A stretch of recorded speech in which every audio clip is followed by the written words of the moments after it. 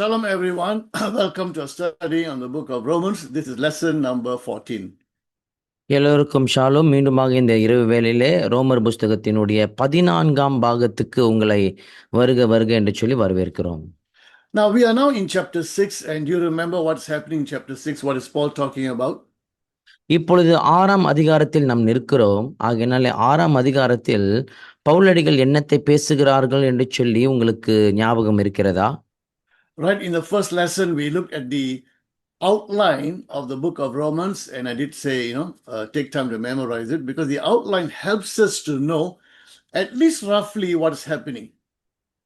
முதலாம் பாகத்தில் அல்லது முதலாம் படிப்பில் நாம் வரும்பொழுது சொல்லியிருந்தோம், ரோமர் புஸ்தகத்தினுடைய முழு அடக்கத்தினுடைய சுருக்கம் எப்படி இருக்கிறது, இதனுடைய கொஞ்சம் கொஞ்சம் நாம் சொல்ல வேண்டும் என்று சொன்னால் சின்ன சின்ன காரியங்கள் என்ன அடங்கியிருக்கிறது என்று சொல்லி சுருக்கத்தை சொல்லியிருந்தோம்.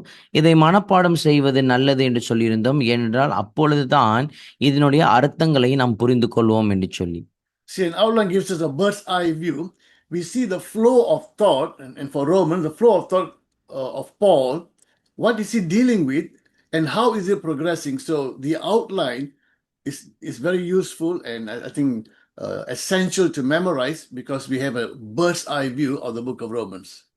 இந்த ரோமர் புஸ்தகத்தினுடைய சுருக்கத்தை நீங்கள் பார்க்கும் பொழுது நம்ம ஏற்கனவே கவனித்ததை போல இதை நாம் மனப்பாடம் செய்வது நல்லது. ஏனென்று சொன்னால் ஒரு பறவையின் பார்வையிலிருந்து, அதாவது மேற்பார்வையிலிருந்து பார்க்கும் பொழுது பவுலடிகள் ரோமரிடத்தில் என்ன காரியத்தை குறித்து அவர் பேசியிருக்கிறார், என்ன காரியத்தை கையாண்டிருக்கிறார் என்று சொல்லி அங்கே நாம் கவனிக்க முடியும். We have seen Paul dealing with the problem which is sin. பவுலடிகளை பார்க்கும்போது அங்கே அப்பொழுது காணப்படுகிற பிரச்சனை, அதாவது பாவம் என்கிற பிரச்சனையை கையாளுகிறதை நாம் கவனிக்கிறோம். That's a universal problem. All of us are involved in it. இது உலகளவில் இருக்கிற ஒரு பிரச்சனையாக காணப்படுகிறது. ஏன்னு சொன்னால் நம்ம எல்லோரும் இந்த பாவத்தில் ஈடுபட்டிருக்கிறோம். Then he dealt with the solution, which is justification. பின்பு அந்த பாவத்தினுடைய இது எப்படி தீர்வு காண்பது என்று சொல்லி அந்த தீர்வை கொடுத்திருந்தார். அதுதான் நீதிமானாக்கப்படுதல் என்று சொல்லி நாம் பார்த்திருந்தோம். I hope that you have taken time to remember that word justification. It is a part of our salvation. நீதிமானாக்கப்படுதல் என்ற இந்த வார்த்தையை கொஞ்சம் நேரம் எடுத்து நீங்கள் மனப்பாடம் செய்திருப்பீர்கள் என்று சொல்லி நம்புகிறோம். ஏனென்று சொன்னால் நம்முடைய ரட்சிப்பின் பகுதியில் ஒரு பகுதி இந்த காரியம் விளங்குகிறது. See, when we repent and we accept the Lord Jesus as our Savior, we become a new person, we are born again, or another term for that is regeneration. நாம் கிறிஸ்துவை ஏற்றுக்கொள்ளும் பொழுது, மனசார நாம் ஏற்றுக்கொள்ளும் பொழுது அங்கே என்ன நடக்கிறது என்று சொன்னால், நாம் மீண்டுமாய் பிறக்கிறோம் என்று சொல்லி வேதாகமம் நமக்கு சொல்லுகிறது. அல்லது மீண்டுமாய் ஒரு புதிய உருவாக்கப்படுகிறோம் என்று சொல்லி சொல்லப்படுகிறது. That's another term you need to remember. Regeneration means we become a new person. We are born again. ஒரு புது சிருஷ்டியாக மீண்டுமாய் பிறந்திருக்கிறோம் என்கிற இந்த வார்த்தை வருகிறது. இதை நாம் மனப்பாடம் பண்ணுவது நல்லது. At the same time, what happens to us? We are declared not guilty. That's what we call justification. அதே சமயத்தில் பார்க்கும் பொழுது இனி நாம் குற்றவாளிகள் அல்ல என்று சொல்லி தீர்க்கப்படுகிறோம். அதுதான் நியாயமாக்கப்படுதல் என்று சொல்லி நாம் கவனிக்கிறோம். Another name for justification is positional sanctification. அதாவது நியாயமாக்கப்படுதல் என்று சொல்லும் பொழுது நிலை சார்ந்த சுத்திகரிப்பு என்று சொல்லி நாம் சொல்லுவோம். Okay, so these terms are very important for us to know, because it talks about what are the different components of our salvation. So do take time to remember these terms. இந்த வாக்கியங்களை நம் மனப்பாடம் பண்ணுவது மிக மிக அவசியமாக இருக்கும், நல்லதாக இருக்கும். என்று சொன்னால் நம் ரட்சிப்பினுடைய பகுதிகளுடைய என்னென்ன காரியம் இருக்கிறது என்று சொல்லி இந்த வார்த்தைகள் நமக்கு போதிக்கிறதா இருக்கிறது. Then the scriptures talk about our growth in our sanctification, our growth in our holiness, becoming more and more like our Lord Jesus. பின்பு வேதாகமம் நமக்கு கோரி காட்டிருக்கிறது, இப்படியாக நம்முடைய சுத்திகரிப்பில் நாம் வளர வேண்டும், நம் பரிசுத்தத்தில் வளர வேண்டும் என்று சொல்லி வேதாகமம் நம் வளர்ச்சிக்குள் வர வேண்டும் என்று சொல்லி கோரி காட்டுகிறது. That is called progressive sanctification. அது என்ன காண்பிக்கிறது என்று சொன்ன முன்னேறுகிற அல்லது தொடர்ந்து வளரும் சுத்திகரிப்பு என்று சொல்லி பார்க்கிறோம். So our position in Christ, we are sanctified, we are cleansed, we are washed. We call that positional sanctification. another justification. கிறிஸ்துக்குள் என்று சொல்லி நாம் பார்க்கும் பொழுது இப்பொழுது நாம் எங்கே வந்து நிற்கிறோம் என்று சொன்னால் சுத்திகரிப்பில் வருகிறோம். அந்த நிலை என்ன சொல்லப்படுது? நிலை சார்ந்த சுத்திகரிப்பு. உடனே கிறிஸ்து ஏற்றுக்கொள்ளும் பொழுது நிலை சார்ந்த சுத்திகரிப்பில் நாம் வந்து விடுகிறோம்.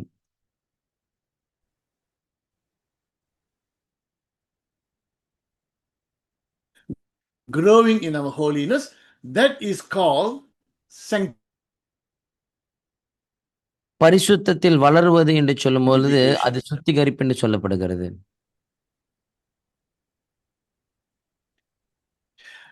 So in chapter 6, 7 and 8, Paul is dealing with this matter of sanctification or progressive sanctification. 6, 7 என்கிற அதிகாரத்தை நீங்கள் பார்க்கும்போது பவுலடிகள் இப்படியாக சுத்திகரிப்பு அல்லது தொடர்ந்து முன்னேறுகிற சுத்திகரிப்பு என்று சொல்லி இந்த காரியத்தை பவுலடிகள் கையாளுகிறதை நீங்கள் கவனிப்பீர்கள். Okay, so now in chapter 6, Paul talks about that in Christ we have freedom from the power of sin. In other words, we can say no to sin. இன்று பார்க்கும் தொடர்ந்து 6ஆம் அதிகாரத்தில் பவுலடிகள் கையாளுகிற காரியத்தை பார்க்கும் பொழுது, அதாவது இனி நாம் பாவத்துக்கு அடிமை இல்லை, பாவத்தை பார்த்து நான் செய்யக்கூடாது என்று சொல்லி நாம் தீர்மானம் எடுக்கலாம் என்று பவுல் சொல்லுகிறார். Now I know practically it's a struggle, we face temptation, yes, but the fact is we can say no to sin because we have that freedom in Christ Jesus. நடைமுறைக்கு என்று சொல்லும் பொழுது கொஞ்சம் கடினமாக காரியம்தான். ஏன்னு சொன்ன சோதனை நமக்கு வரும் பொழுது இது கடினமாக தோன்றும். ஆனாலும் கிறிஸ்துவுக்குள் பார்க்கும் பொழுது நாம் பாவத்துக்கு வேண்டாம், பாவத்துக்கு மறுப்பு தெரிவிக்கலாம் என்று சொல்லி இங்கு வேதாகமம் சொல்லுகிறது. Okay, so that's where we are, and Paul is going to speak about that we are free from the power of sin. And how do we do that? What are the steps to take? நான் தொடர்ந்து இன்றைக்கு கவனிக்க போற காரியம் என்னவென்று சொன்னால் பவுலடிகள் சொல்லுகிறதை போல பாவத்திலிருந்து நாம் விடுதலை பெற்றவர்கள், நாம் அதுக்கு அடிமையாக அல்ல என்று சொல்லப்பட்டு நாம் என்னென்ன காரியங்கள் கையாள வேண்டும், எப்படிப்பட்ட வழிகளை நாம் அனுசரிக்க வேண்டும் என்று சொல்லி பவுல் சொல்லி கொடுக்கிறதை நாம் கவனிக்க போகிறோம். Now first Paul deals with couple of wrong concepts about grace. We have seen this previously. Just this is a way of reminder. He deals with two wrong concepts about grace. கடந்த பாடத்தில் இதை நாம் கவனித்திருக்கிறோம். விசேஷமாக பவுலடிகளை பார்க்கும் பொழுது கிருபை என்ற காரியத்தில் வரும் பொழுது 2 காரியத்தை அவர் இப்படியாக கையாளுகிறதை நாம் பார்க்கிறோம். Basically, some have misunderstood grace and they thought it's okay to sin because grace will, cover it. அதாவது நம்ம சொல்ல வேண்டும் என்று சொன்னால் இந்த கிருபை குறித்து தவறான புரிதல் சில பேருக்கு இருக்கிறது. என்னவென்று சொன்னால் பாவம் செய்தாலும் இந்த கிருபையானது அது மூடி மறைத்து விடும் என்று சொல்லி அவர்கள் அப்படி போன்ற சிந்தனை கொண்டு வருகிறார்கள். No, grace is God's enablement for us not to live in sin. ஆனாலும் அப்படி அல்ல. கிருபை என்று சொல்லும் பொழுது தேவன் நமக்கு கொடுத்திருக்கிற ஆற்றல் எதற்கு ஆற்றல் என்று சொன்னால் பாவம் செய்யாதபடிக்கு கொடுத்திருக்கிற ஆற்றல். Then Paul gives a few steps. பின்பு பவுலடிகளை பார்க்கும் பொழுது சில படிகளை நமக்கு கொடுக்கிறார். First he reminds us of our baptism. முதல் காரியத்தை பார்க்கும்போது நம் ஞானஸ்தானத்தை குறித்து அவர் நமக்கு ஞாபகம் ஊட்டுகிறார். What does baptism mean? The physical act that we do, it's a spiritual thing, but what is the significance? What is the spiritual meaning of baptism? இந்த ஞானஸ்தானம் என்று சொல்லும் பொழுது என்ன காரியத்தை அடையாளமாய் கொண்டு வருகிறது? நாம் சரீரபூர்வமாய் செய்கிற காரியமானது ஆவிக்குரிய ரீதியில் ஒரு அடையாளத்தை கொண்டு வருகிறது. ஒவ்வொன்றும் எந்த அடையாளத்தை கோரி காட்டுகிறது? Paul said, don't you remember when you got baptized, what happened? Spiritually, we are identifying with the death of Christ. We were buried with him, and just as he rose, we too are risen to live a new life. பவுலடிகளை பார்க்கும்போது அவர் சொல்லுகிற காரியம் என்னவென்று சொன்னால் இந்த திருமுழுக்கு ஞானஸ்தானம் தண்ணீர் ஞானஸ்தானம் எடுக்கும்போது ஆவிக்குரிய காரியத்தை அது கோடி காட்டுகிறது. முதலாவது பார்க்கும்போது நாம் பாவத்துக்கு மரித்து பின்பு கிறிஸ்துவோடு அடக்கம் பண்ணப்பட்டு பின்பு நாம் தண்ணீர்லேருந்து எழுந்திருக்கும் பொழுது நாம் அதிலிருந்து ஒரு புதிய வாழ்க்கைக்குள் புதிய ஜீவனை பெற்று வருகிறோம் என்று சொல்லி ஆவிக்குரிய அர்த்தத்தை அங்கே அவர் கொடுக்கிறார். Baptism is you saying no to sin, to the old life, and saying yes to Christ, the new life. ஞானஸ்நானம் என்று சொல்லும் பொழுது இனி பழைய வாழ்க்கைக்கு நான் அடிமை அல்ல, பழைய போக்குக்கு நான் அடிமை அல்ல, இப்பொழுது நான் புதிய சிருஷ்டுவாய் கிறிஸ்துவுக்குள் சிருஷ்டியாய் இருக்கிறேன் என்று சொல்லி ஒப்பந்தம் செய்கிறது தான் இந்த காரியம். So how can you go back to the old life, the life of sin? ஆகினாலே மீண்டுமாய் நாம் பாவ வாழ்க்கைக்கு, கடந்த வாழ்க்கைக்கு எப்படி நாம் போக முடியும்? See, Paul is correcting their understanding about this wrong idea of grace that they have heard. அவர்கள் செவிமடுத்த அல்லது கேள்விப்பட்ட தவறான கிருபையை குறித்து இங்கே அவர் கையாளுகிறதை நாம் கவனிக்க முடியும்.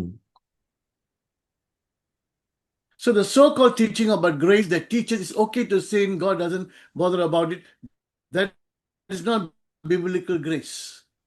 அதாவது இந்த கிருபை குறித்ததான போதனை விசேஷமாக நீங்கள் எப்படி வேணுமெல்லாம் வாழலாம், ஆண்டவர் அதை பற்றி கணக்கெடுக்க மாட்டார் என்று சொல்லி அது அது சொல்லும் பொழுது அது தவறான கிருபையாய் காணப்படுகிறது. Okay, so those of us who have been immersed in water, we have been baptized. What does our baptism tell us? We are dead with Christ, we are buried with Him, we have been resurrected with Him. I've left the old life, the life of sin. How can I live in sin anymore? I want to live a life without sin. திருமுழுக்கு ஞானஸ்தானம் பெற்றிருக்கிற நாம் அதை என்ன காண்பிக்கிறது என்று சொன்னால், முதல் காரியம் கிறிஸ்துவோடு நாம் மரிக்கிறோம். கிறிஸ்துவோடு நாம் மரிக்கிறோம், பின்பு நாம் கிறிஸ்துவோடு அடக்கம் செய்யப்படுகிறோம், பின்பு கிறிஸ்துவோடு நாம் உயிர் தெழுகிறோம், ஒரு புதிய வாழ்க்கைக்குள் வருகிறோம். ஆகினாலே நான் பாவத்துக்கு இனிமேல் எப்படி ஆம் என்று சொல்ல முடியும்? இனி பாவம் செய்யக்கூடாதே. Then he says, we know. Step number 1, we know. பின்பு அங்க 1ஆம் வசனத்தில் சொல்கிறார், எங்களுக்கு தெரியும் என்று சொல்லி சொல்கிறார். This is what we have seen in verse 3 and verse 4. He spoke about baptism. இங்கே 3ஆம் வசனத்தில் 4ஆம் வசனத்தில் பார்க்கும் பொழுது ஞான ஸ்நானத்தை குறித்து அங்கு பேசுகிறதை நாம் கவனிக்க முடியும். What else do we know? Let's go to verse 6. வேறு என்ன காரியம் நமக்கு தெரியும்? 6வது வசனத்தை கவனிப்போம். Okay, let's read verse 6. 6வது வசனத்தை நாம் வாசிக்க கேட்போம்.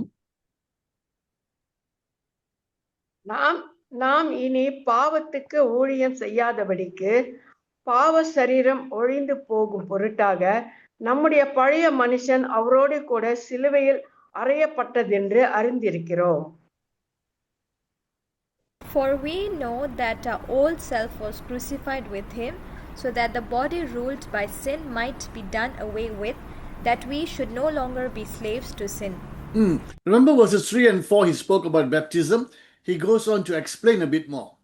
3வது 4வது வசனத்தை வாசிக்கும் பொழுது ஞானஸ்தானத்தை குறித்து வாசித்தோம் அல்லவா? இங்கே பார்க்கும்போது தொடர்ச்சியாக இந்த காரியத்தை இன்னும் விவரித்து பேசுகிறதை நாம் கவனிக்க முடியும். See, whenever he says we know, that means we are supposed to know.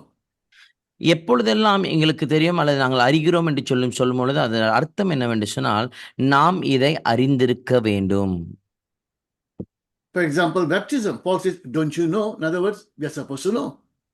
பவுலடிகளை பார்க்கும் உதாரணத்துக்கு ஞானஸ்தானத்தை குறித்து பேசும் பொழுது நீங்கள் அறிவீர்களா என்று சொல்லும் பொழுது அதோட அர்த்தம் என்ன சொன்னா, ஞானஸ்தானத்தை குறித்து நாம் அறிந்திருக்க வேண்டும்.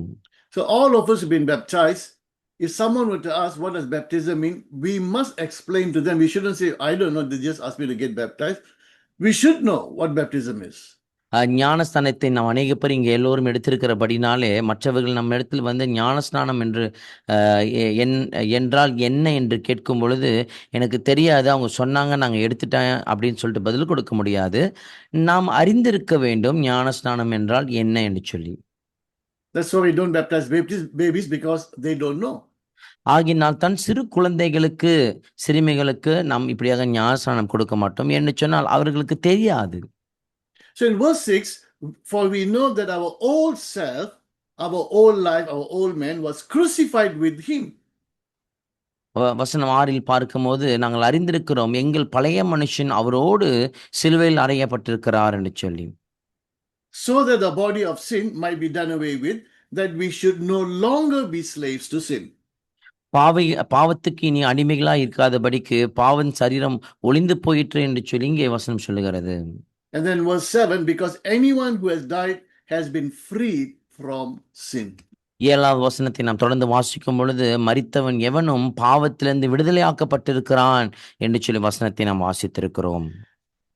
So what we have read in verse 6 is this: our old self, our old life, the old man, the man before Christ, the man who loved the world, the man who loved the sin, has been crucified with Jesus. 6ஆம் அதிகாரத்தில் நாம் வாசித்திருக்கிற காரியம் என்னவென்று சொன்னால் நாம் அறிந்திருக்கிறோம், நம்முடைய பழைய மனுஷன் கிறிஸ்துவை அறியப்படாத முன்புக்கு இருந்த மனுஷன், பாவ வாழ்க்கையில் வாழ்ந்த மனுஷன், நாசமோசனத்தில் இருந்த மனுஷன் இப்பொழுது கிறிஸ்துவோடு சிலுவைக்குள், அதாவது நம்முடைய பழைய மனுஷன் சிலுவைக்குள் அறையப்பட்டிருக்கிறான். So the new man, who's the new man? Christ in me. The new man does not like sin. இப்பொழுது இருக்கிற இந்த புதிய மனுஷனுக்கு பாவம் என்று சொன்னால் பிடிக்காது.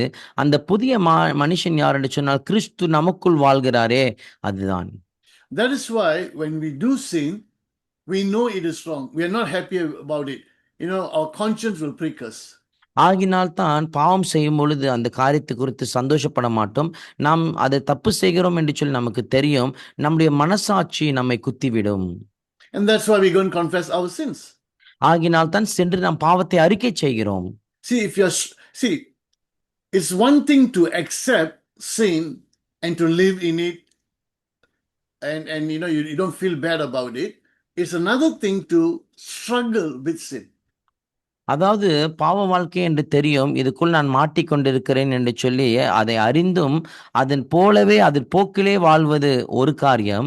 இன்னொரு காரியம் இருக்கிறது, பாவம் என்று சொல்லி அறிந்திருந்தும் செய்தும் அதிலிருந்து கஷ்டப்பட்டு எப்படியாவது முன்னேற வேண்டும் என்று சொல்லி போராட்டம் செய்கிறது இன்னொரு காரியமாய் காணப்படுகிறது. In other words, if you're a Christian and you are living in sin and you don't bother about it, the big question mark is, are you truly in Christ? Because if you're truly in Christ, you're supposed to be a new person. If you're a new person, you won't enjoy living in it.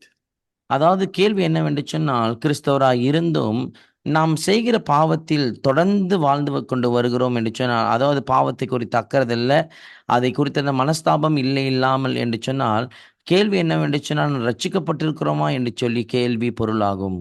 Because if we are a new person in Christ, when we sin, we know it's wrong, or we may be struggling with the sin. The reason we are struggling with it, we are fighting with it, is because we know it's wrong, we don't want it. ஆனாலும் புதிய சிருஷ்டி அல்லது புதிய மனுஷன் என்று சொல்லும் பொழுது பாவம் என்று பாவம் என்கிற காரியம் வரும் பொழுது அதை குறித்து அறிந்திருப்போம், அதை குறித்து தான் மனஸ்தாபம், மனசாட்சி குத்தப்பட்டு இருப்போம். ஆனாலும் இந்த பாவத்தில் வெளியேற முயற்சி செய்து அதில் கடினப்பட்டு நாம் போராடி கொண்டு இருப்போம். So if you're struggling with a particular sin, let me encourage you, the reason you are struggling is because you don't want it. You may do it, but why are you struggling? Why are you fighting? Because you don't want to accept it as part of your life, because you know that is sin. அதாவது யாராவது பாவ வாழ்க்கையில் வாழ்ந்து கொண்டிருப்பீர்கள் சொன்னால் உங்களை உற்சாகப்படுத்தும்படியாக சொல்லுகிறோம். என்னவென்று சொன்னால், நீங்கள் செய்கிற காரியம், நீங்கள் வாழக்கூடாது, இந்த பாவத்தில் எனக்கு விருப்பம் இல்லை, நான் இதோடு தொடர்ந்து வாழக்கூடாது என்று செய்கிற காரியமே பார்க்கும் பொழுது நீங்கள் இந்த பாவத்தில் வாழக்கூடாது என்று சொல்லி முயற்சி பண்ணுகிறீர்கள் என்று சொல்லி அர்த்தமாகும். So those of you who are struggling, don't feel or don't think you are defeated. யாரெல்லாம் நீங்க இன்னமும் போராடி கொண்டிருக்கிறீர்கள், கஷ்டப்பட்டு கொண்டிருக்கிறீர்களோ, நான் தோத்து போய் விட்டேன் என்று சொல்லி அந்த ஒரு நிலைமைக்குள் நீங்கள் வராதிருங்கள். Because if you are defeated, you won't be struggling. ஏனென்று சொன்னால், நீங்க தோற்கடிக்கப்பட்டு விட்டீர்கள் என்று சொன்னால் நீங்க போராட்டம் பண்ண மாட்டீங்க. So continue to hold on to the Lord, continue to rely on His grace, because His grace can enable us to overcome that particular sin that you're struggling. ஆகினாலே தொடர்ந்து தேவன் மீது சார்ந்திருங்க, தேவன் மீது நம்பிக்கை கொண்டிருங்க. ஏன்னு சொன்னால், நீங்கள் தேவனை சார்ந்து அவர் மீது நம்பிக்கை வைக்கும் பொழுது எந்த போராட்டத்தில் நீங்கள் போராடி கொண்டிருக்கிறீர்களோ அந்த போராட்டத்தை மேற்கொண்டு ஒரு நாள் வர முடியும். So the power of the cross, when I say the power of the cross, I'm talking about the atonement, what Christ did for us. He will help us to overcome and to live a spiritually victorious life. ஆகினாலே இந்த கிறிஸ்துவின் அல்லது சிலுவையின் வல்லமை என்று சொல்லி நாம் சொல்லும் பொழுது, அதாவது நிவாரணம், இயேசு கொடுத்த நிவாரண பலிகளினுடைய வல்லமையை பார்க்கும் பொழுது, நாம் கிறிஸ்துவுக்குள் ஒரு ஜெயமான ஒரு வாழ்க்கைக்குள்ள நம்மை நடத்த இது உதவி செய்யக்கூடிய காரியமா இருக்கிறது. So we don't struggle all by our own, completely relying on our own strength. Our struggle is with Christ, with the Holy Spirit who will help us. ஆகினாலே நம்முடைய போராட்டம் என்று சொல்லி பார்க்கும் பொழுது நம் சுயமாக நின்று நாம் தனித்தாளாய் நின்று போராடுகிற போராட்டம் அல்ல. கிறிஸ்துக்குள் இருக்கும் பொழுது கிறிஸ்துவோடு கிறிஸ்துக்குள்ளாக நின்று இந்த போராட்டம் ஒன்றாக நாம் செய்கிறோம். Then again, we know in verse 9. பின்பு 9ஆம் வசனத்தில் வரும் பொழுது மீண்டுமாய் அறிந்திருக்கிறோம் என்று சொல்லி இந்த காரியம் வருகிறது. So can you see how Paul is bringing out his thoughts by asking, don't you know? We know. பவுலடிகள் இப்படியாக தன்னுடைய சிந்தனையை, அதாவது சிந்தனைக்குட்பட்ட காரியங்களை எப்படி கொண்டு வருகிறார் என்று சொல்லி அவருடைய எழுத்தின் வடிவில் நீங்கள் கவனிக்க முடியும். நீங்கள் அறிவீர்களா, நமக்கு தெரியும் என்று சொல்லி இப்படிப்பட்ட வாக்கியங்களை அவர் பயன்படுத்துகிறார். And if you remember from the past lessons, we see lots of questions. We see a question, we see an answer to it. That's what we're seeing here as well. Question and then an answer. கடந்த பாடத்தில் நாம் கவனிக்கும் பொழுது நீங்க கவனித்திருப்பீர்கள், ஒரு கேள்வி கேட்கப்படும், பின்பு அந்த கேள்விக்கான விளக்கம் அதில் பதில் கொடுக்கப்பட்டிருக்கிறோம். பின்பு இங்கேயும் நீங்கள் பார்க்கும் பொழுது அப்படித்தான் இருக்கிறது. ஒரு கேள்வி கேட்கப்படுகிறது, பின்பு விளக்கம் கொடுக்கப்படுகிறது. ஒரு கேள்வி கேட்கப்படுகிறது, பின்பு அதனுடைய விளக்கமும் சேர்த்து கொடுக்கப்படுகிறது. The previous question that we have seen, I believe it was asked by his audience. Maybe mostly the Jews were asked, even the Gentiles were asked. And those were the questions that he will put and he will give an answer to it. கடந்த பாடத்தில் பார்க்கும் பொழுது நான் நம்புகிற காரியம் என்னவென்று சொன்னால், அங்கே இருந்த பார்வையாளர்கள் அல்லது அவரை சுற்றி சூழ இருக்கிற ஜனங்கள் கேள்வி கேட்டதை தான் அங்கே அவர் பதில் கொடுத்திருக்கிறார் என்று சொல்லி நாம் கவனிக்க முடியும். ஒரு கேள்வியை எழுப்பி பின்பு அதனுடைய பதில் அங்கே கொடுக்கிறதை கவனித்திருப்பீர்கள். Here when Paul says, don't you know, he's asking them, listen, as Christians, don't you know? And then he tells them what we should know.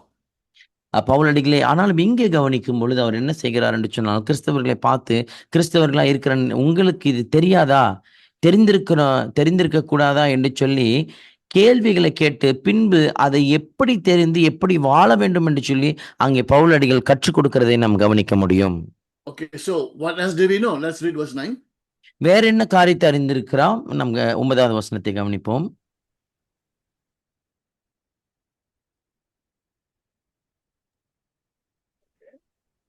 மரித்தோரிலிருந்து எழுந்த கிறிஸ்து இனி மரிப்பதில்லை என்று அறிந்திருக்கிறோம். மரணம் இனி அவரை ஆண்டு கொள்வதில்லை. For we know that since Christ was raised from the dead, he cannot die again. Death no longer has mastery over him. Jesus cannot die again. His resurrected life is all forever. There's power in this resurrected life. இயேசு கிறிஸ்து மீண்டுமாய் மரிக்க முடியாது. ஆனாலும் அவரோட உயிர்த்தெழுந்த இந்த காரியமானது, ஜீவியமானது தொடர்ந்து நித்தியமாய் போகிற நித்திய காரியமாய் காணப்படுகிறது. Verse 11. 11வது வசனம். அப்படியே நீங்களும் உங்களை பாவத்திற்கு மரித்தவர்களாகவும் நம்முடைய கர்த்தராகிய இயேசு கிறிஸ்துவுக்குள் தேவனுக்கென்று பிழைத்திருக்கிறவர்களாகவும் எண்ணிக்கொள்ளுங்கள். In the same way count yourselves dead to sin but alive to God in Jesus Christ. So it's moving to the next point. So summary of this point is this: since we died with Jesus and rose with him spiritually, sin has no mastery over us. கிறிஸ்துவோடு நாம் பாவத்தில் மரித்து போயிருக்கிறோம், கிறிஸ்துவோடு மரித்திருக்கிறோம். பின்பு கிறிஸ்துவோடு நாம் உயிரோடு எழுந்திருக்கிறபடினாலே இந்த பாவமானது நம் மீது ஒரு எஜமானனை போல ஒரு அதிகாரியாய் இருக்க முடியாது. Sin is still there, but it has no more power over us. We can say no to it. பாவம் அங்கேதான் இருக்கிறது. ஆனாலும் பாவம் இனி நம்மை மேற்கொள்ள முடியாது. ஏனென்று சொன்னால் நாம் அதற்கு நான் செய்ய மாட்டேன் என்று சொல்லி வாக்கியத்தை நாம் சொல்ல முடியும். It has no power except for the power that we give. அதற்கு வல்லமை இல்லை, நாம் அதற்கு வல்லமை கொடுத்தால் தவிர. Now, why do we struggle? Because we have grown up for years and years thinking in a particular manner, liking certain thing. So we find it struggle to overcome it. But the fact is, sin has no power over us unless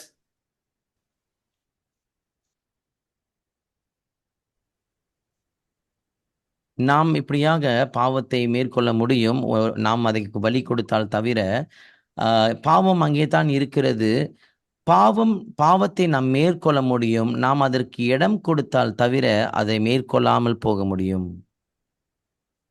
Then he moves on to step number 3. We must consider what we read in verse 11. Okay, let's read verse 11 again. 11ஆம் வசனத்தை மீண்டும் வாசிப்போம். அப்படியே நீங்களும் உங்களை பாவத்திற்கு மரித்தவர்களாகவும் நம்முடைய கர்த்தராகிய இயேசு கிறிஸ்துவுக்குள் தேவனுக்கென்று பிழைத்திருக்கிறவர்களாகவும் எண்ணிக்கொள்ளுங்கள். In the same way, count yourselves dead to sin but alive to God in Christ Jesus. So when it comes to sin, I must consider myself dead. பாவம் என்று வரும்பொழுது நான் மரித்து போயிருக்கிறேன் என்று சொல்லி அறிந்திருக்க வேண்டும், அதை உணர்ந்திருக்க வேண்டும் என்று சொல்லி இங்க சொல்லுகிறார். A dead person doesn't respond. மரித்தவர்கள் யாரும் எந்த காரியத்துக்கும் அதாவது உத்தரவாதமே எதையும் செய்ய மாட்டாங்க. So when sin tells me to do something, I just keep quiet. Why? I'm dead. I can't even hear what you're saying. பாவம் என்னிடத்தில் ஏதாவது சொல்லும் பொழுது நான் அமைதியாக இருப்பேன். என்ன சொன்ன மரித்து போய்விட்டேன், என்ன சொல்லுகிறது என்று விளங்காமல் இருக்கும். So we have to consider ourselves. We have to tell ourselves, I am dead to sin. So if sin talks, I won't turn and look at sin. No response at all. That's how we should be. நாம் எப்படி சொல்ல வேண்டும் என்று சொன்ன பாவத்துக்கு நாம் மரித்ததை போல எந்த ஒரு மறு உத்தரம் கொடுக்காம ஒரு செத்ததை போல நாம் இருக்க வேண்டும். But when it comes to God and the things of God, I'm alive. ஆனாலும் தேவனுடைய காரியத்துக்கும் தேவனுக்கு வரும் பொழுது நான் உயிரோடு இருக்கிறேன். We respond to it. நாம் இந்த காரியத்துக்கு நாம் பதில் கொடுக்க வேண்டும். Say, these are things we should do. இந்த காரியங்களை தான் நாம் செய்ய வேண்டும் என்று சொல்லி அங்கு சொல்லுகிறார். Sometimes we hear so much of, God will do, God will do, God will do, and we think that there's nothing we have to do at all. அநேக தரத்துல ஆண்டவர் செய்வார், ஆண்டவர் செய்வார், ஆண்டவர் செய்வார் என்று சொல்லி செவிமடுத்திருக்கிறபடினாலே நாம் மறந்து போய்விட்டோம். நம்ம என்ன நினைக்கிறோம் சொன்னா, நாம் எதுவுமே செய்ய தேவையில்லை என்று சொல்லி நினைக்கிறோம். How can I progress if I don't do anything? எந்த ஒரு காரியத்தையும் நான் செய்யாமல் இருப்பேன் என்று சொன்னால் நான் எப்படி முன்னேற முடியும்? God's not going to drag us against our will, against our freedom of choice. Just drag us. No, He wants to work with us. He wants to work in us. It's together, but it's a cooperation.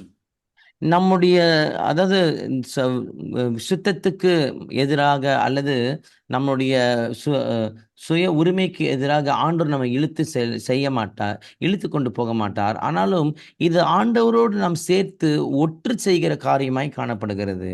You see, in verse 11, in the same way, count yourself dead to sin. It's something that I must decide and do.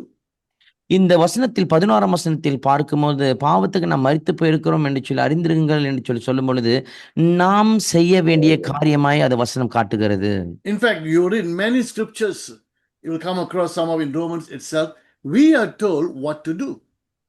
ரோமர் புஸ்தகத்திலும் சரி மற்ற புஸ்தகங்களையும் பார்க்கும் பொழுது நாம் என்ன செய்ய வேண்டும் என்று சொல்லி அங்கே நமக்கு போதிக்கப்பட்டிருக்கிறது அல்லது சொல்லிக் கொடுக்கப்பட்டிருக்கிறதை நாம் கவனிக்க முடியும். The Spirit of God within us helps us. He gives us the power that we can say no to wrong things. It's just that sometimes we don't rely on that power, but we have to decide, we have to do. நமக்குள் இருக்க பரிசுத்த ஆவியானவர் என்ன செய்வார் என்று சொன்னால் பாவம் செய்யாதபடிக்கு நம்மை தடுக்க செய்வார். ஆனாலும் இதை செய்ய வேண்டிய இடத்தில் நாம் தான் இருக்கிறோம். நான் இனி இதை செய்ய மாட்டேன் என்று சொல்லி தீர்மானம் நாம் எடுத்து இதிலிருந்து நாம் விலக வேண்டும். Look at the next step number 4. அடுத்த படியை கவனிப்போம். 4வது படியை கவனிங்கள். We commit, we submit, we yield. நாம் ஒப்பு கொடுத்திருக்க வேண்டும், நாம் தேவனிடத்தில் சரணடைய வேண்டும் என்று சொல்லி வசனம் சொல்லுகிறது. Okay, so verses 12 to 17, let's go verse by verse. Let's take verse 12 first. 12 17ஆம் வசனம் வரைக்கும் ஒன்றுக்கு பின் ஒன்று வசனத்தை நாம் கவனிப்போம். ஆகையால் நீங்கள் சரீர இச்சைகளின்படி பாவத்திற்கு கீழ்ப்படியத்தக்கதாக சாவுக்கேதுவான உங்கள் சரீரத்தில் பாவம் ஆளாதிருப்பதாக நீங்கள் உங்கள் அவயங்களை அநீதியின் ஆயுதங்களாக பாவத்திற்கு ஒப்புக்கொடாமல் உங்களை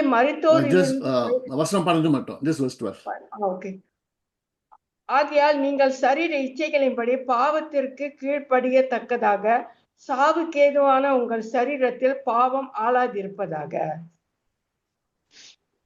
Therefore, do not let sin reign in your mortal body, so that you obey its evil desires. Because we are dead to sin and alive to God, therefore we are not to let sin reign in this body. பாவத்துக்கு மரித்து தேவனுக்குள் உயிரோடு இருக்கிறபடினாலே பாவமானது நம்முடைய சரீரத்தை ஆளுகை செய்ய இடம் கொடாதிருங்கள் என்று சொல்லி வசனம் சொல்லுகிறது. Therefore, do not let, who's supposed to do not let? It's us. செய்யாதிருங்கள் என்று சொல்லும்போது யார் செய்ய வேண்டும்? இது நாம் தான் இந்த காரியத்தை செய்ய வேண்டும்.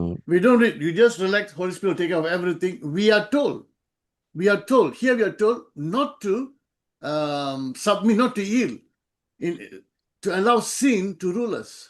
இங்கே பார்க்கும்போது பாவம் நம்மை ஆளுகை செய்ய இடம் கொடுக்க கூடாது என்று சொல்லி இங்கே வசனத்தில் நாம் கவனித்திருக்கிறோம். Verse 13. 13வது வசனம். நீங்கள் உங்கள் அவயங்களை அநீதியின் ஆயுதங்களாக பாவத்திற்கு ஒப்புக்கொடாமல் உங்களை மரித்தோரிலிருந்து பிழைத்திருக்கிறவர்களாக தேவனுக்கு ஒப்பு கொடுத்து உங்கள் அவயங்களை நீதிக்குரிய ஆயுதங்களாக தேவனுக்கு ஒப்பு கொடுங்கள். Do not offer any part of yourself to sin as an instrument of wickedness, but rather offer yourselves to God as those who have been brought from death to life, and offer every part of yourself to Him as an instrument of righteousness. Do not offer the parts of your body to sin. We are told, we are not to offer. That's what this is something that we do. What do? We don't offer the parts of the body to sin.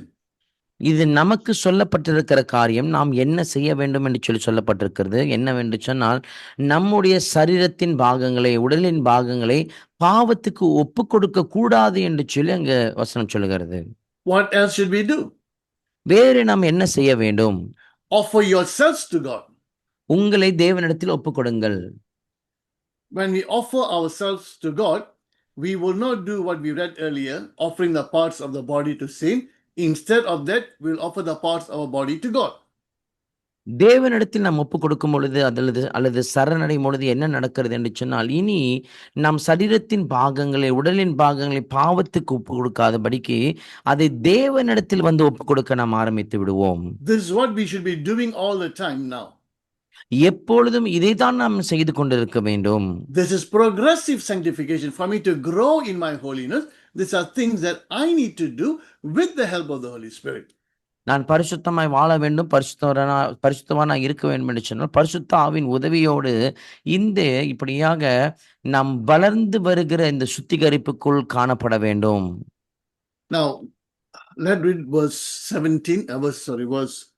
14. 14 வசனத்தை வாசிக்க கேட்போம். நியாய பிரமாணத்தை சார்ந்தவர்கள் சுதந்திரவாளிகளானால் விசுவாசம் வீணாய் போம், வாக்கு தத்தமும் அவமாகும். 6:14. 6:14. 6:14. நீங்கள் நியாய பிரமாணத்திற்கு கீழ்ப்பட்டிராமல் கிருபைக்கு கீழ்ப்பட்டிருக்கிறபடியால் பாவம் உங்களை மேற்கொள்ள மாட்டாது. For sin shall no longer be your master, because you are not under the law but under grace. Sin shall not be our master because we are not under law, the Mosaic law, but under grace. பாவம் இனி நம்முடைய எஜமானனா இருக்காது. ஏனென்று சொன்னால் நாம் இனி மோசேயின் பிரமாணத்தின் கீழ் அல்ல, இப்பொழுது கிருபையின் கீழ் இருக்கிறோம். Some teach we are not under law, we are under grace, so it doesn't matter. Whatever sin we commit, it's not sin before God. சில பேர் எப்படி போதிக்கிறார்கள் என்று சொன்னால், நாம் இனி பிரமாணத்தின் கீழ் இல்லை, அதாவது மோசேயின் பிரமாணத்தின் கீழ் இல்லை, நான் கிருபையின் கீழ் இருக்கிறேன், ஆகினால் நான் எப்படி வேணாலும் வாழலாம் என்று சொல்லி அவர்கள் போதிப்பார்கள். Now listen, the Holy Spirit tells us to the Apostle Paul, we are not under the Mosaic law, we are under grace, therefore don't sin. பரிசுத்த ஆவியானவர் பவுல் அடிகளிடத்தில் பேசிக்க இருக்கிற காரியத்தை நாம் கவனித்து வருகிறோம். என்னவென்று சொன்னால், நாம் இனி மோசேயின் பிரமாணத்தின் கீழ் உட்பட்டவர்களா இல்லை, ஆனாலும் கிருபையின் கீழே இருக்கிறபடினாலே இனி நாம் பாவம் செய்யாமல் வாழ வேண்டும் என்று சொல்லி அங்க பவுல் சொல்லுகிறார். But some teach we are not under the Mosaic law, we are under grace. It's okay to sin. ஆனால் சில பேரை பார்க்கும் பொழுது நாம் மோசையின் பிரமாணத்தின் கீழ் இல்லை, நாம் கிருபையின் கீழ் இருக்கிறபடினாலே நீங்கள் பாவம் செய்யலாம், அது பரவாயில்லை என்று சொல்லி சொல்லுவார்கள். Totally opposite and contradictory to what we are reading in the scriptures. இன்றைக்கு வேத வசனத்தில் வாசிக்கிற காரியத்துக்கு அந்த காரியத்தை ஒப்பிட்டு பார்க்கும் பொழுது மிகவும் எதிர்முறையான காரியமாய் காணப்படுகிறது. And yet there are Christians who listen to this and they believe it, they accept it. Why? They don't check the scriptures. For them it sounds logical and they accept something which is totally contradictory to what we've just read.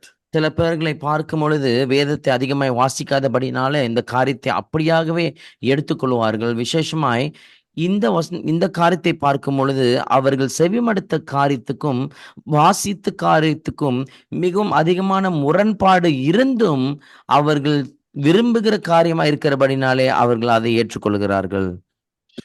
And people who teach that will tell you, already done, all washed, we are sanctified, it's all in the past, we don't have to do anything, totally ignoring the second part of our journey in salvation called sanctification or growing in holiness. They hardly will talk about it.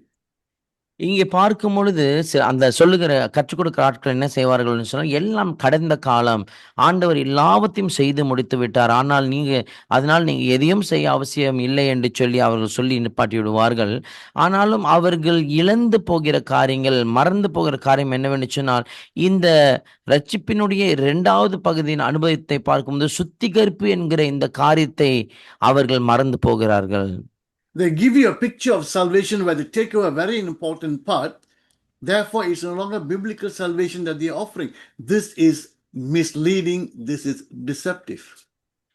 நீங்க பார்க்கும்போது ரட்சிப்பின் காரியத்தை அவர்கள் போதித்தாலும் விசேஷமாக இந்த ஒரு காரியத்தை ரட்சிப்பினுடைய பகுதியிலிருந்து அவர்கள் விளக்குவார்கள் என்று சொன்னால், இங்கே பார்க்கும்பொழுது சரியான ரட்சிப்பை குறித்தது அல்லது வேதாகம அடிப்படையில் கொடுக்கிற ரட்சிப்பின் செய்தி அல்ல, இது வேதாகமத்துக்கு புறம்பே கொடுக்கப்படுகிற ரட்சிப்பின் செய்தியாய் காணப்படுகிறது. You can read chapter 6-7 again and again, see whether that kind of teaching actually fits into what Paul is saying. And not only here, in other places and other epistles, that cannot fit into the bigger, the complete picture or teaching that we have. நீங்க பார்க்கும் பொழுது 6-7 அதிகாரத்தை நீங்க வாசிக்கலாம், அல்லது பவுலடிகளுடைய மற்ற நிருபங்களையும் நீங்கள் வாசிக்கலாம். அதில் ஒப்பிட்டு பார்க்கும் பொழுது நாம் இப்பொழுது நமக்கு கொடுக்கப்பட்டிருக்கிற வேதத்திலும் தருவிக்கப்பட்டு கொடுக்கப்பட்டிருக்கிற இந்த காரியமானது காரியத்தோடு மற்ற காரியங்கள் ஒற்று போக முடியாது, அதுக்குள் நுழைக்க முடியாதபடிக்கு காணப்படுகிற காரியமா இருக்கும் என்று சொல்லி நீங்கள் அறிவீர்கள். Now, if you have been taught like that, you have heard that and you have believed that, you have been misled. நீங்க ஒருவேளை அப்படி கேள்விப்பட்டிருப்பீங்க, அப்படிதான் உங்களுக்கு போதிக்கப்பட்டிருக்கிறோம், நீங்க அதைத்தான் நம்புவீங்கன்னு சொன்னா நீங்கள் தவறாக வழிகாட்டப்பட்டு விட்டீர்கள். Christ has done everything on the cross, you don't have to do anything. Now that is not true. கிறிஸ்து உங்களுக்கு எல்லாவற்றையும் சிலுவையிலே செய்து முடித்து விட்டார், நீங்கள் இனி எதையும் செய்ய வேண்டிய அவசியம் இல்லை என்று சொல்லி போதிக்கிற காரியம் முற்றிலும் தவறான ஒரு போதனை. We don't work for our salvation, we work out our salvation. நம் ரட்சிப்புக்காக வேலை செய்வது அல்லது கிரியை செய்வது அவசியமில்லை, ஆனால் ரட்சிப்பை கிரியைக்குள் கொண்டு வருவது அவசியமாய் காணப்படுகிறது. We don't do all of this what we are reading here in order to be saved. We are saved, and to live that saved life, we do all of this. அதாவது நம் ரட்சிப்பு அடையும்படியாக இன்றைக்கு அல்லது இப்பொழுது போதிக்கப்படுகிற இந்த காரியத்தை எல்லாவற்றையும் நாம் செய்யவில்லை, ஆனாலும் ரட்சிப்புக்குள் வரும்படியாக இந்த காரியத்தை எல்லாம் நாம் தொடர்ந்து செய்ய வேண்டும்.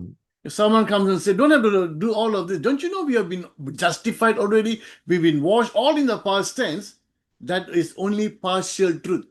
Because Paul, who taught that, also said, if you want to remain like that, this is how you need to continue your journey.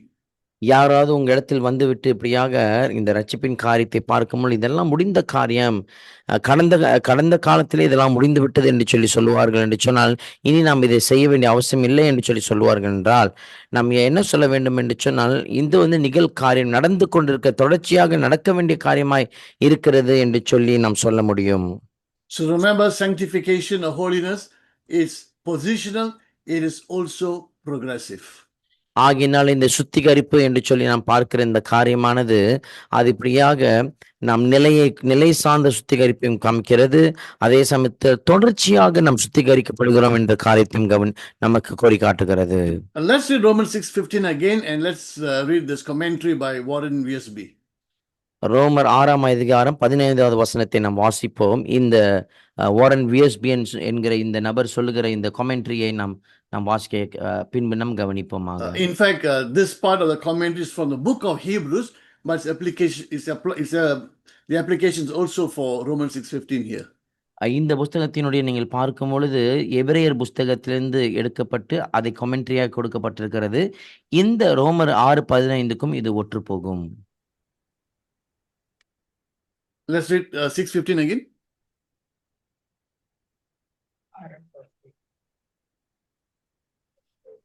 இதனால் என்ன, நாம் நியாய பிரமாணத்திற்கு கீழ்ப்பட்டிராமல் கிருபைக்கு கீழ்ப்பட்டிருக்கபடியால் பாவம் செய்யலாமா?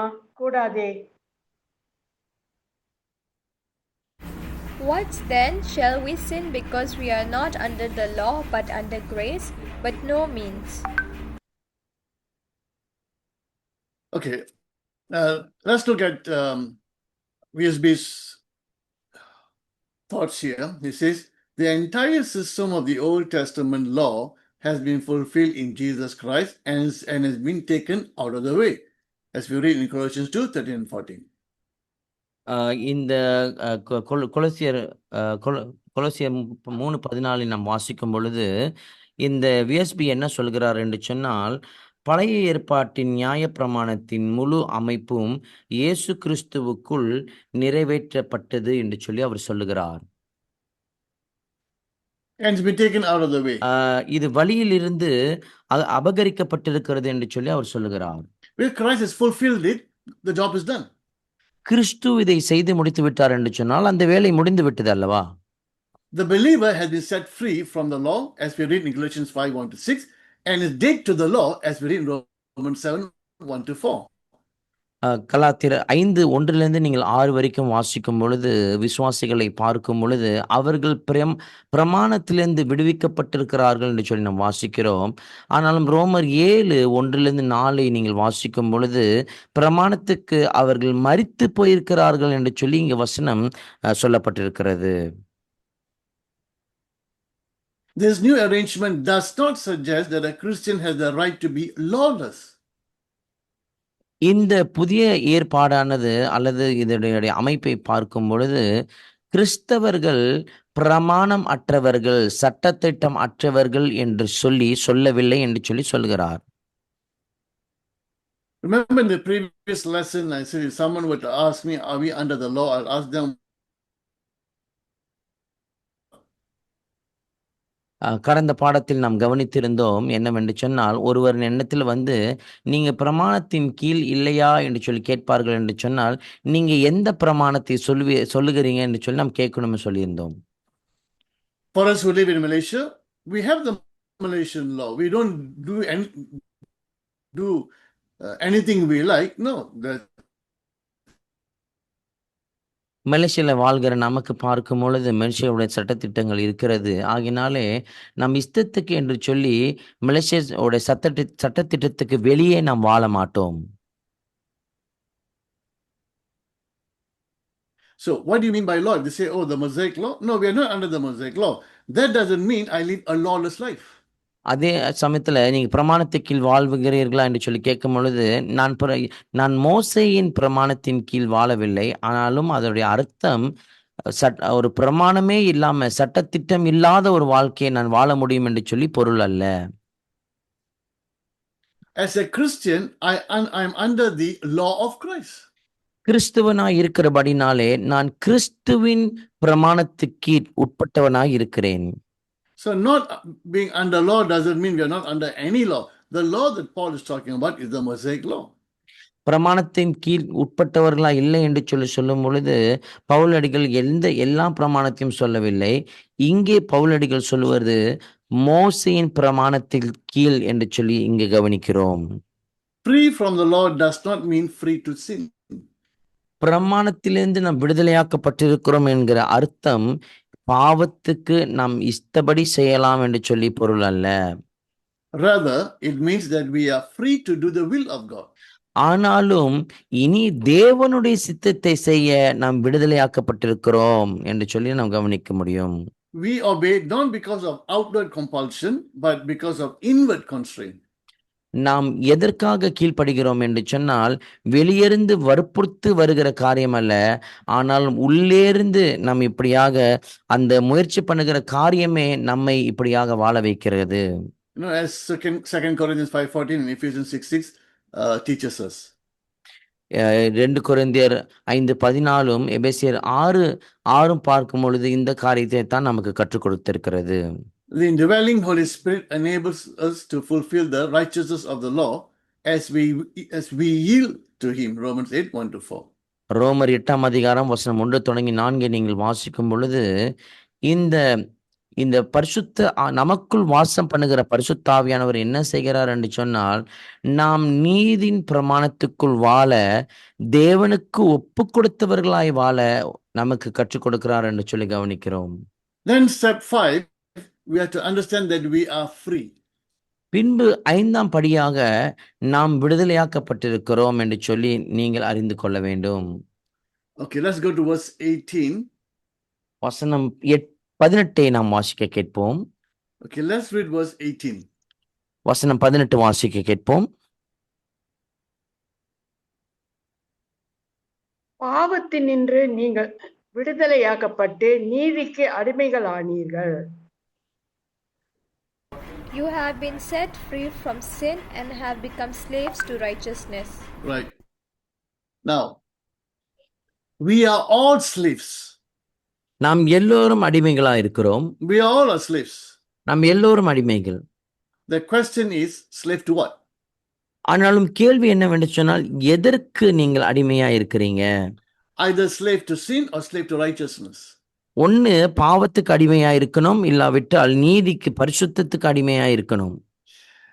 At one point of time before accepting Christ, we were slaves to sin.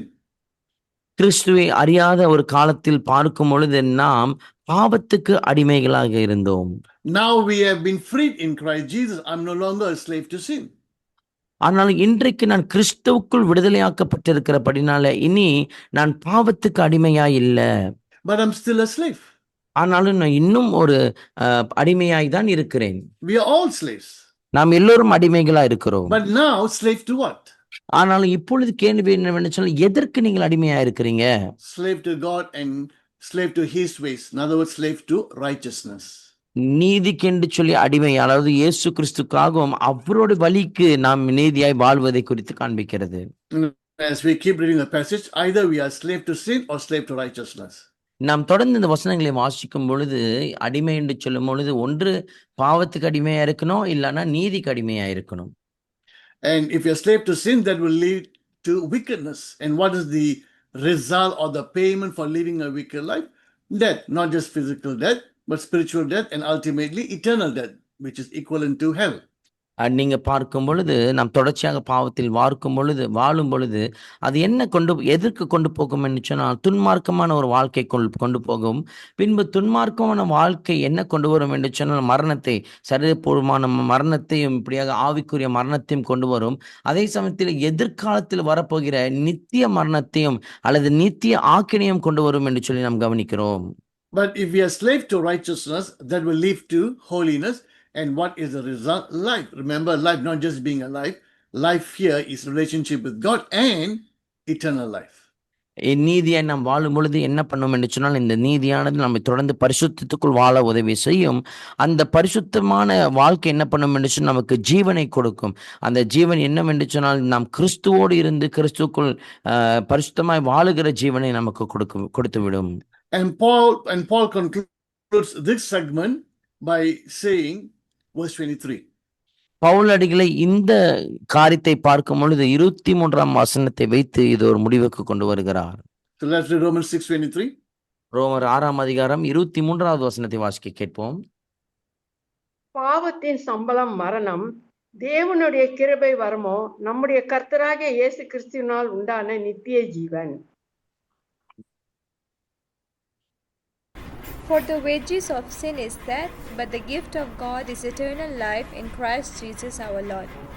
We have wages, we have free gift, or we have gift. நமக்கு சம்பளம் இருக்கிறது, பின்பு வரமும் இருக்கிறது. Wages is something that you work for. சம்பளம் என்று சொல்லும் பொழுது நீங்கள் வேலை செய்கிற ஒரு காரியத்துக்கு கொடுக்கப்படுகிறது. Gift is something someone freely gives you. வரம் என்று சொல்லும் பொழுது யாரோ வந்து உங்களுக்கு இலவசமாய் பரிசு கொடுக்கிறதுக்கு சமம். Sinning is like working.